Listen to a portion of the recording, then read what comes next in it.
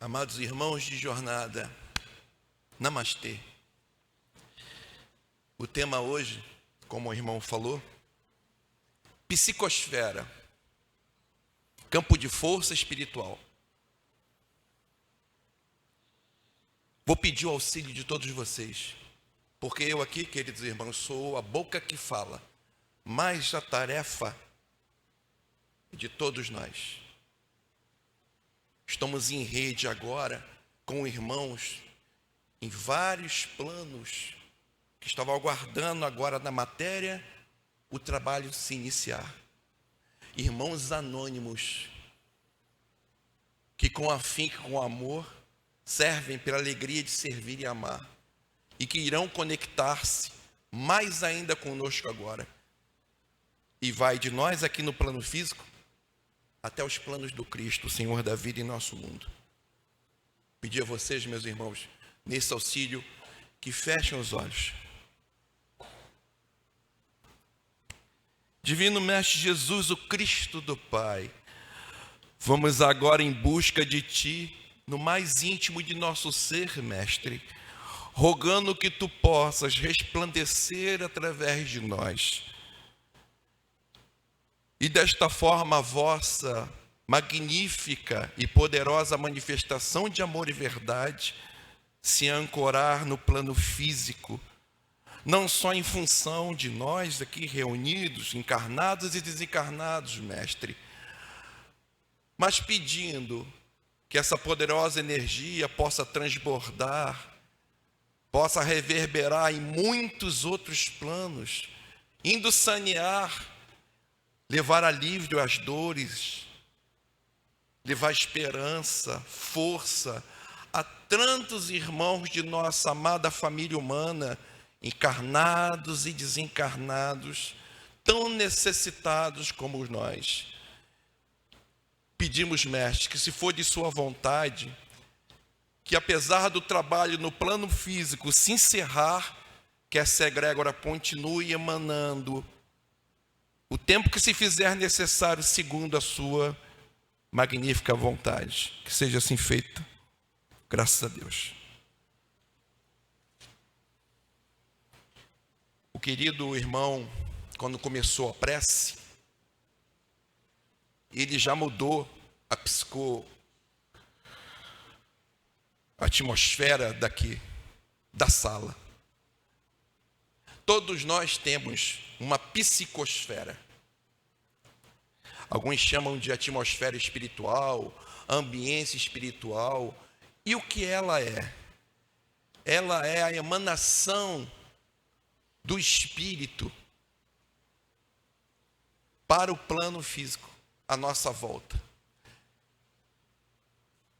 Fala assim em psicosfera como se fosse só uma ação da consciência, do pensamento. E no meu entender, o sentimento está junto. Do mesmo jeito que os físicos chegaram à conclusão que a entidade, espaço e tempo não são separadas, eles falam agora em espaço-tempo, também não podemos falar em pensamento sem sentimento. É pensamento e sentimento. É mente e coração unidos. E eu acho que quem melhor escolheu a palavra é um conhecido estudioso da espiritualidade chamado Hernando Guimarães, porque ele chamava de psicobiosfera. Ele incluía a parte física. Porque nessa psicosfera, nesse campo atmosférico à nossa volta, que é dinâmico, ele não é fixo. Ele oscila de acordo com o pensamento e sentimento, e a gente oscila o tempo todo. De acordo com a sensibilidade mediúnica, ele tem cor, tem cheiro, tem temperatura, tem som e tem luminosidade. Ela é dinâmica e está sempre em movimento. Eu tenho uma e cada um de todos vós aqui, a sua. Mas juntos formamos uma psicosfera maior, que é a média de todos nós reunidos agora aqui no único propósito. E o propósito inicial foi pedir a presença do Senhor da vida para mais ainda afirmar o que Ele nos disse. Onde 2 ou 3 estiverem reunidos em meu nome, lá eu estarei entre eles. Eu queria lembrar a cada um de vocês que são a expressão do Cristo, para buscá-lo e fazer dessa egrégora muito maior do que normalmente nós produzimos. Ela, em nosso caso, precisa de cuidados, diferente de um Cristo, como Jesus, que podia ir a todo lugar, a qualquer canto, sem nenhum medo de interferência ou de influenciação de psicosferas exteriores. A dele era soberana, porque ele era aquele que fazia a vontade do Pai. Então a dele se impunha a todos. A nossa é frágil, porque ainda somos portadores de deficiências. E assim como se diz que numa batalha em que um castelo é sitiado por um exército do lado de fora, o exército dentro do castelo tem grande chance de vencer o exército lá fora, porque existe uma muralha a protegê-los e eles têm tudo que precisam armazenado, enquanto o exército lá precisa de ter uma logística para manter eles alimentados, para matar a sede, para manter eles descansados. Mas, queridos irmãos, basta que um inimigo esteja infiltrado dentro do castelo e a guerra está perdida. Porque este único indivíduo dentro do castelo, sabotando a porta, a guarda ou o que for, pode permitir que todo o exército lá de fora entre. Estou falando isso porque, apesar de termos essa psicosfera, irmãos, dentro nós temos sabotadores, dentro temos fraquezas que permitem que as ações e as energias deletérias lá de fora adentre a nossa própria psicologia e nos atinge. Porque essa deficiência que temos, essa é aquela fraqueza, quando se manifesta, abre uma brecha nesse campo energético. E aí, energias deletérias podem penetrar. O Cristo não tinha isso, ele era puro. Ele se desonrava do Cristo mesmo antes da terra ter se formado. Ele não precisava desse cuidado. Nós sim precisamos. A psicosfera, ela é do indivíduo, mas ela é da família. A sua casa tem uma psicosfera específica, que é a somatória das psicosferas de todos os presentes, inclusive dos pets. Porque vegetais também tem. Eu não diria que no vegetal é uma psicosfera, porque ainda não há pensamento ali no vegetal. Existe sensação. Essa sensação que o vegetal tem cria psicosfera. No animal já existe um embrião de psicosfera, porque já existe um pouquinho de consciência e sentimento. Mas o ápice somos nós. O ápice influenciador somos nós. Existe psicosfera no condomínio. Todos aqueles que fazem parte daquele convívio criam uma psicosfera específica. Assim é com o bairro, assim é com o estado, assim é com o país, assim é com o continente, assim é com o planeta. Tudo tem esse campo à sua volta. O mineral também não tem. O tratamento que o mineral, que os cristais nos fornecem, é exatamente quando, ao colocarmos próximo o corpo, sofremos a ação desse campo energético, dessa atmosfera que ele irradia. Entraremos agora em momento tremendamente insalubre.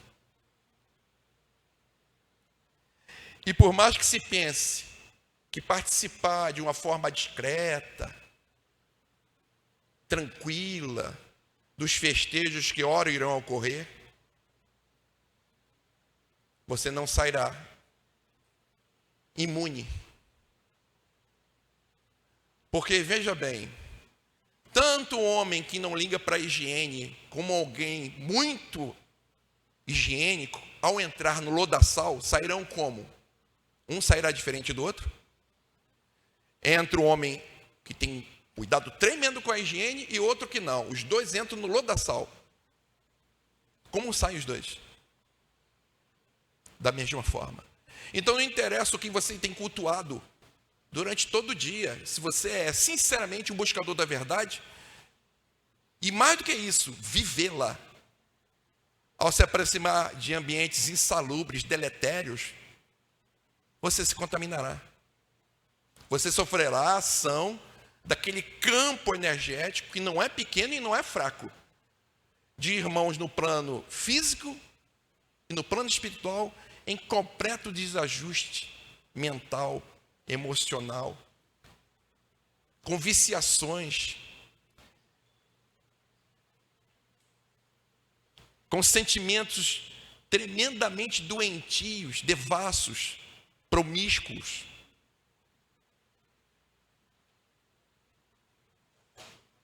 Então, se você sinceramente busca a manutenção dessa sua psicosfera, é preciso saber aproveitar o momento agora para recolhimento.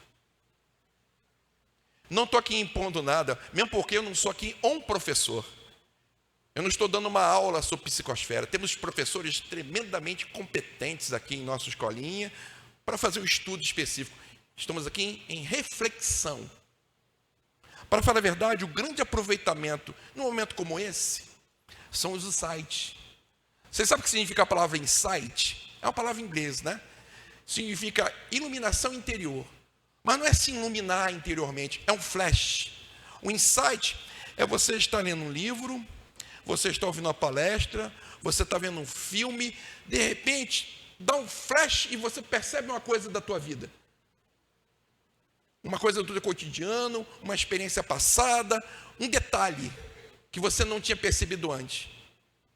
É como você está dentro de um lugar tremendamente escuro, cheio de escombros, como é a nossa vida.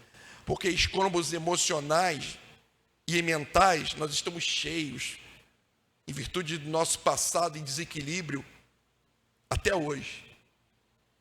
Então você está naquele completo escuro. Imagine que naquele momento de escuro surge um flash rápido e você identifica uma coisa diante de você. Uma cadeira, de cabeça para baixo. Você não lembra mais do restante, mas você fixou onde estava olhando. Você pode ir tateando até fazer o quê? Encontrar a cadeira e botar no lugar, não é isso? Então o insight é isso. No momento de uma palestra, no momento de um livro, de alguma coisa, normalmente você tem insight. Você vê situações suas com alguém, você vê um momento da tua vida, e aí você percebe, eu não tinha visto dessa forma. Essa é a coisa a ser trabalhada. Essa é a percepção. Esse é o grande trabalho enquanto a gente participa de um trabalho como esse aqui. Para falar a verdade, esse tipo de trabalho, sabe o que é? É para manter os nossos personagens, o ego, em silêncio e voltado para dentro. Porque o ego está sempre ocupado com as coisas do mundo. E aí você deixa de perceber as coisas íntimas interiores. Num momento como esse, os egos todos se veem obrigados a estar pesquisando e percebendo as coisas mais subjetivas.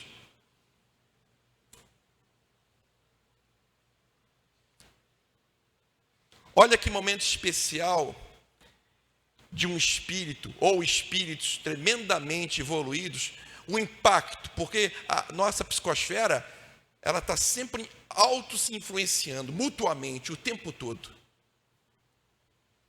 E agora, quando esses espíritos são de uma outra estirpe mais elevada, eles causam impactos que podem repercutir até hoje.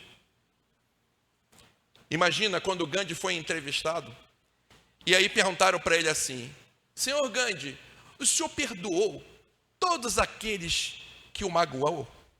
Todos aqueles que o prenderam, que caluniaram, que falaram mal do Senhor? Ele simplesmente falou, não, eu não perdoei ninguém. O repórter se surpreendeu. E aí ele disse em seguida, não perdoei ninguém porque eu nunca fui ofendido. Compreende o que é isso? Não interessa aquilo que foi feito com ele pelos outros. Ele nunca viu aquilo como ofensa e não te precisava perdoar. não se sentia ofendido.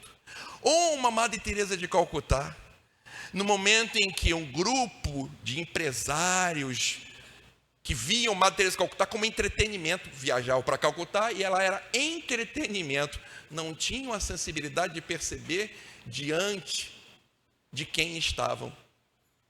E aí foram visitar aquele grupo de empresários. Ela estava cuidando, como sempre, de pessoas com gangrena, com lepra, roída de rato. Aquilo que normalmente nosso instinto de preservação faz com que a gente se afaste, por medo e proteção, autoproteção, né? É um instinto de proteção.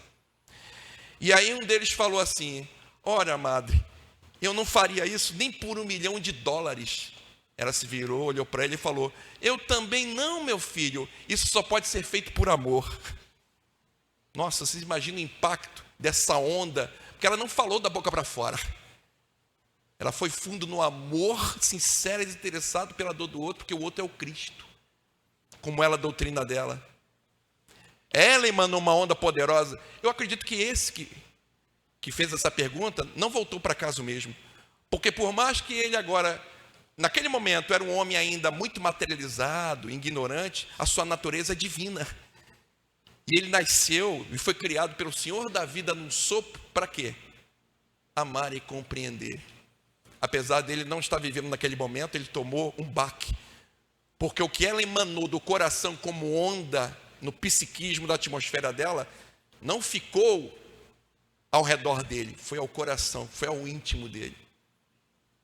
Ou então, uma mulher fantástica, magnífica, que na época do Cristo, logo em seguida, presa como cristã, era uma romana, era uma mulher de alta sociedade, e que, ao perder o marido, para não se subjugar aos convites para se tornar amante, e seria abusada por militares romanos, sacerdotes, e todo mundo que a procurava, aceitou viver uma vida que viviam os escravos para sustentar a si e o filho, para não abrir mão da moral, da ética, do respeito a si, o amor próprio.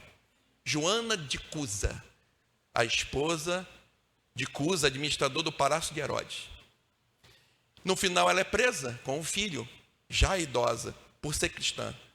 E aí junto a outros cristãos, amarrado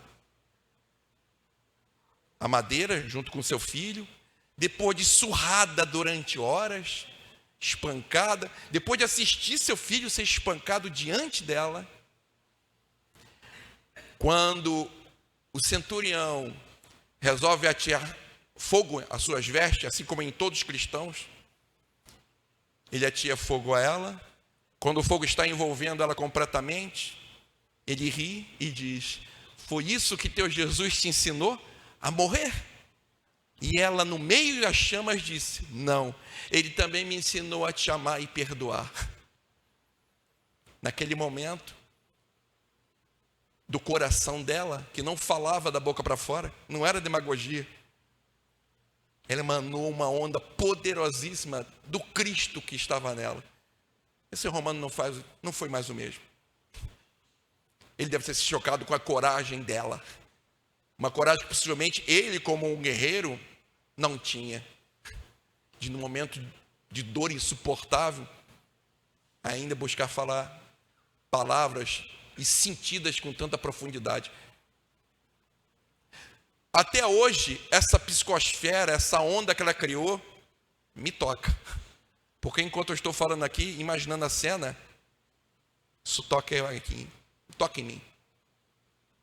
Assim como a história de Gandhi me toca profundamente. Eu já vi aquele filme mais de 100 vezes. Toda vez me emociono. Sabe por quê? Um repórter escreveu assim: é deveras estranho que o maior cristão de nossa época seja um pagão. Porque apesar dele não ser cristão, ninguém viveu tanto o Cristo como ele, como na rinça, a não violência. A psicosfera dele era tão poderosa que levou outros voluntariamente a se unir a ele nesse movimento de não violência, a ponto de aceitarem serem agredidos sem devolver a agressão. E Gandhi tinha uma psicosfera poderosíssima. E ele expressava isso com palavras. O que ele era, ele expressava com palavras. Tem um pensamento dele que eu nunca esqueço. Ele dizia assim: quando eu for incapaz de praticar o mal, quando nenhum pensamento áspero ou arrogante conseguir abalar por um momento sequer o meu pensamento, só então e não antes a minha não violência conquistará o coração de todos. Ele disse que ele precisava realizar nele, em mais alto grau, a não violência, inclusive a incapacidade de pensar no mal. E que nesse momento ele iria convencer outros, e assim o fez. Porque na história de nossa humanidade, não existe uma nação que foi liberta do jugo de outra nação poderosíssima sem que houvesse uma guerra. Tem algum historiador aqui em sala? Algum professor de história? Eu queria que tivesse. Eu ia perguntar, eu queria que ele me mostrasse uma nação que se libertou do jugo de outra poderosa sem que houvesse guerra. Apenas com a imposição moral. Ele convenceu os indianos a se portarem de uma forma tão elevada nos sentimentos, nos pensamentos, nas palavras, que a Inglaterra se viu envergonhada por tentar, com a violência, com a truculência, forçar aquele povo a se subjugar. Eles não se subjugaram, eles se rebelaram. Não aceitaram mais as regras que eram impostas pelo povo inglês.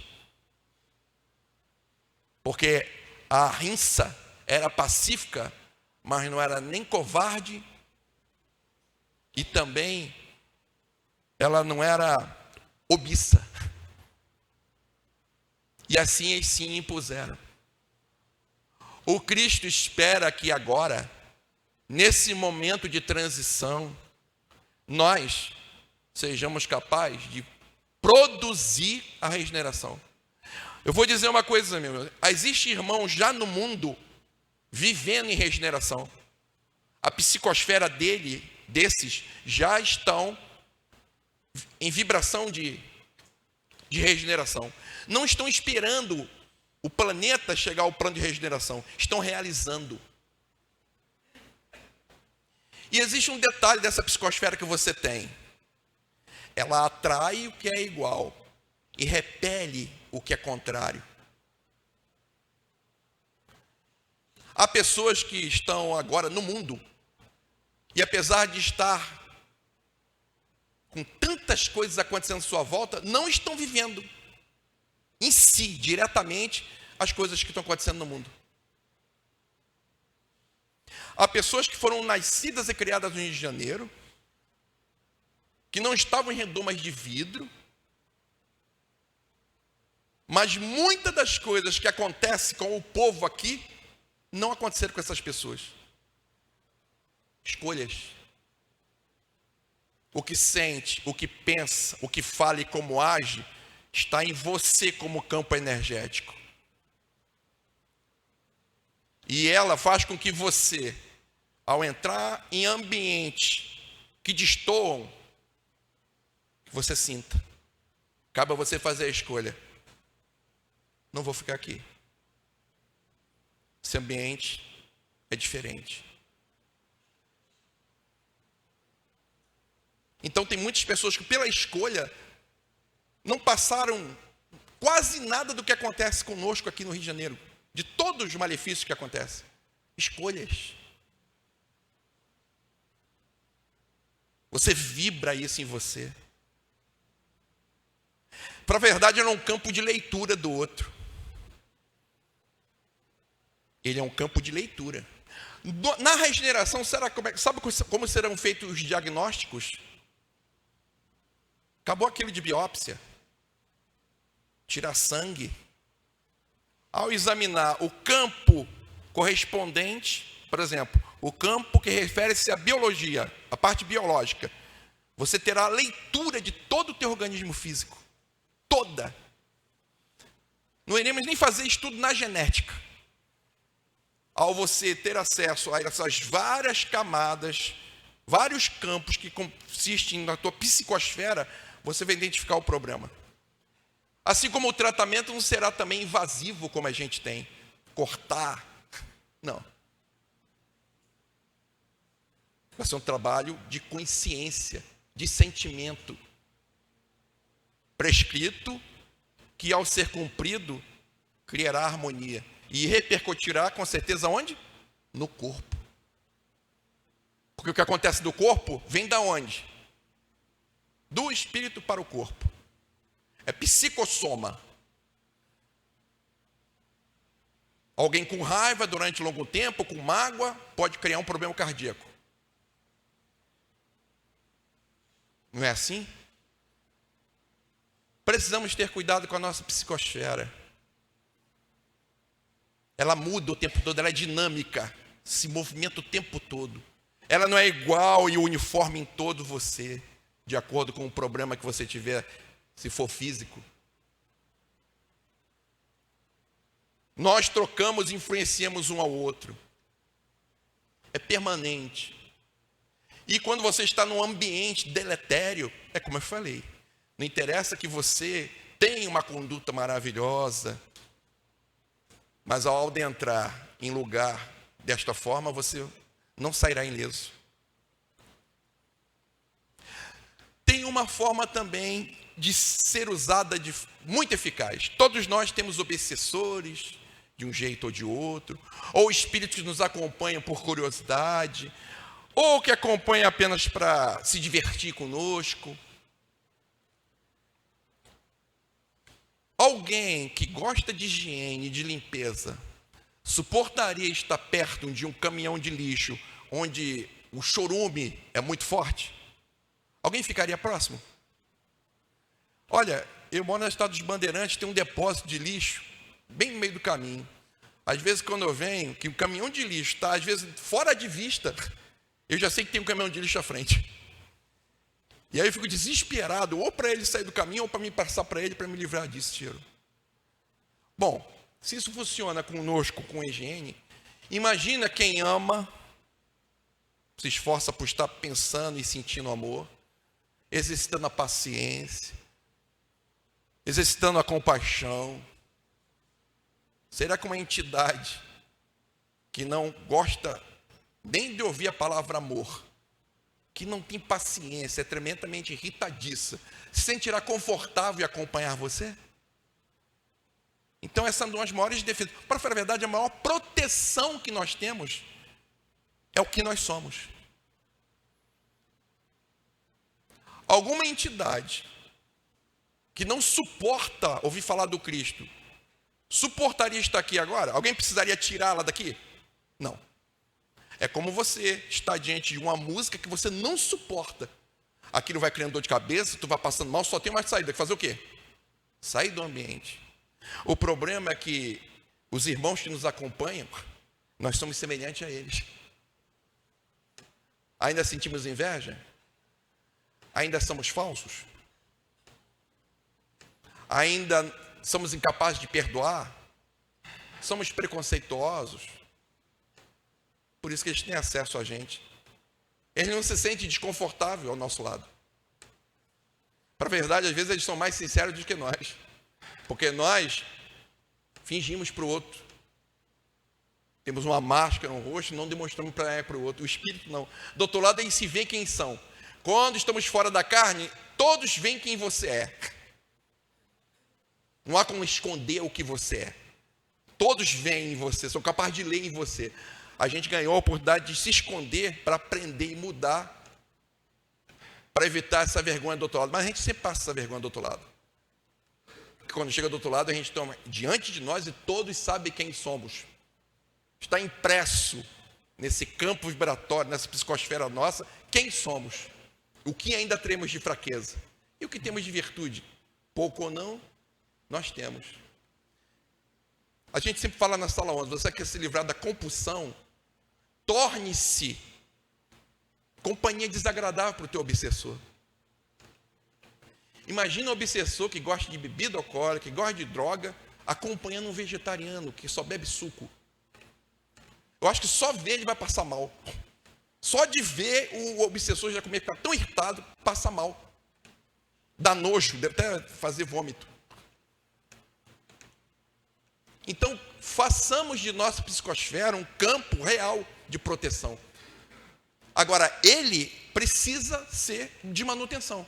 Não é como o filme, desenho que a gente vê, o cara forma um campo, e independente do que ele sente e pensa, aquele campo protege ele. Não, nosso campo é dinâmico. Ele precisa que você permanentemente cuide, através do que você sente, do que você pensa, do que você fala. A ideia aqui da prece foi mudar o campo vibratório nosso, mudar a psicosfera. A gente mudou aqui. Cada um de nós aqui contribuiu com essa mudança. Ele, ao iniciar a prece, já deu um tom no campo vibratório de todos nós juntos, na psicosfera de todos nós juntos. Eu queria fazer um acréscimo e fiz com a ajuda de todos vocês. Agora é preciso que a gente saiba fazer isso, porque se você está lá fora e aí você percebe que aquela coisinha feia, aquele inimigo atrás dos muros, dentro do castelo, começou a aparecer, só tem um jeito de você recolher ele e prendê-lo: a prece. Faça a prece, e esse inimigo dentro dos muros do castelo, ele se vê recolhido, impossibilitado de abrir os portões para que o exército lá de fora entre. A prece é o recurso. Enquanto você não realizou completamente a mudança dessa fraqueza, não superou quando ela surgir, a prece é o recurso. Muda a psicosfera.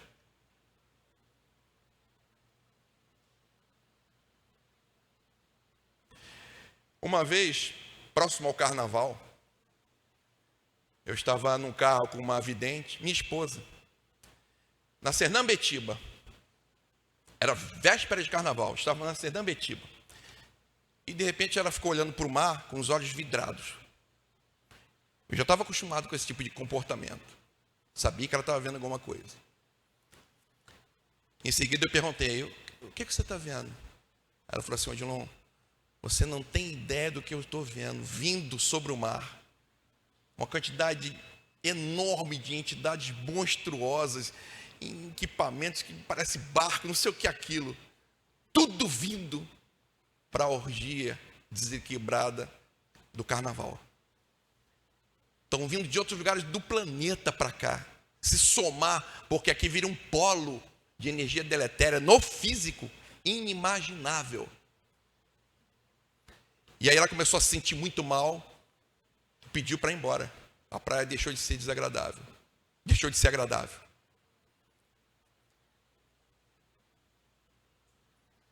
Eu trouxe aqui uma coisa para que vocês possam ter uma ideia da ambiência do carnaval. E olha que isso aqui é só um entre tantas outras falanges de espíritos em desequilíbrio que estarão presentes.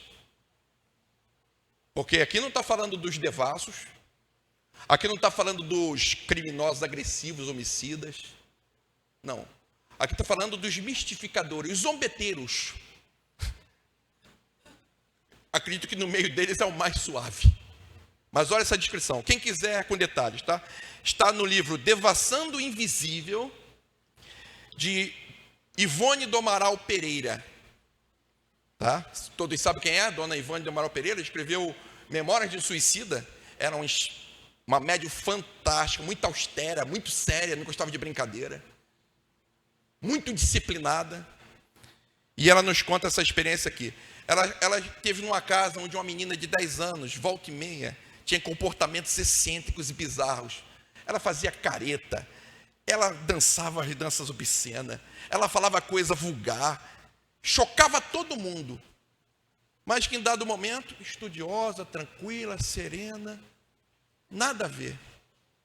Influenciação espiritual, porque ela, antes de encarnar, se envolveu com os zombeteiros, participou do grupo.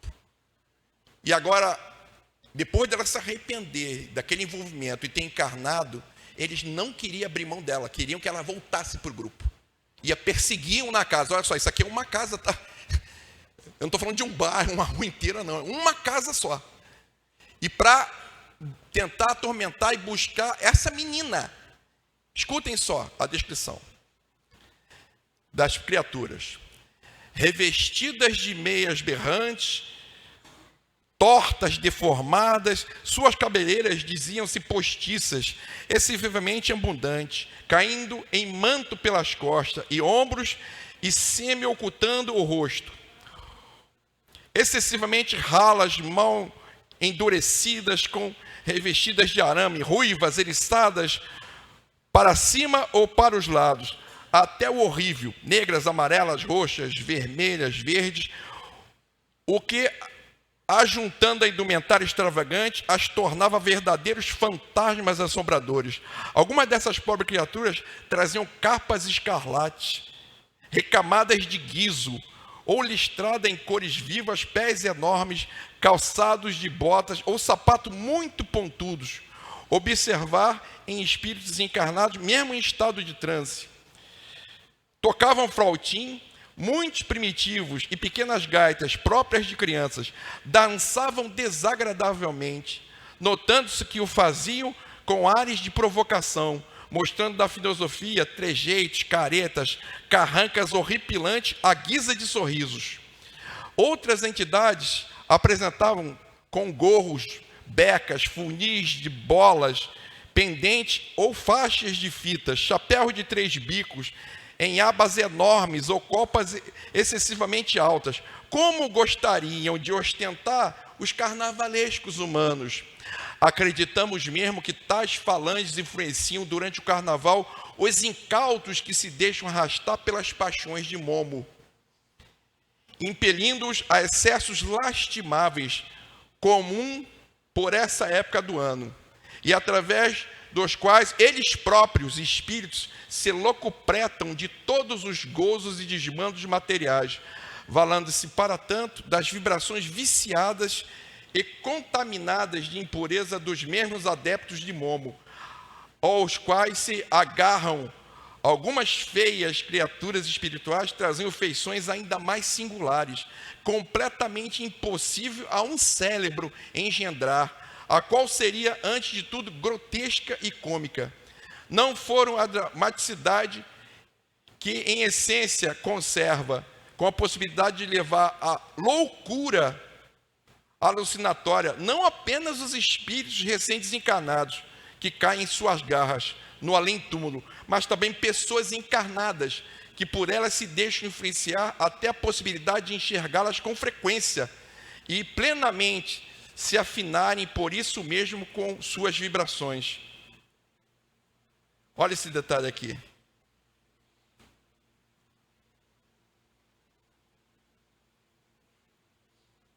As entidades em apreço iam e vinham pela casa.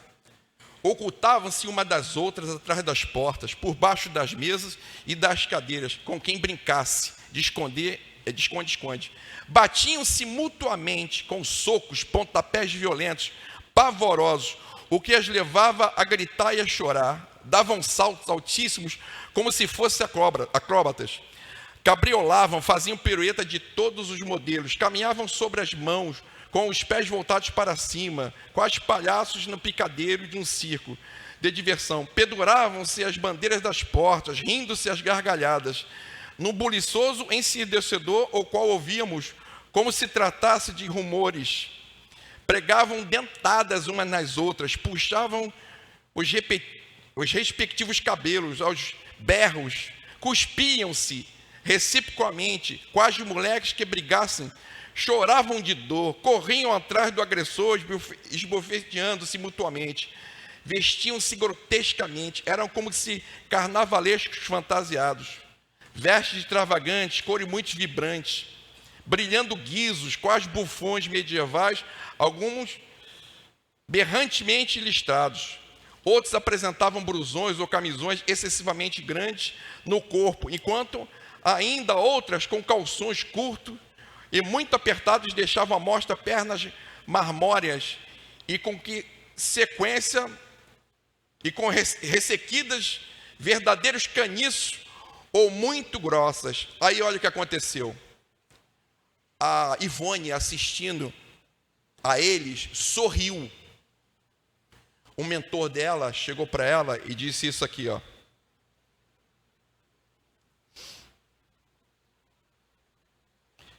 Rir-se é aplaudir, louvar seus atos e, portanto, afinar-se com eles.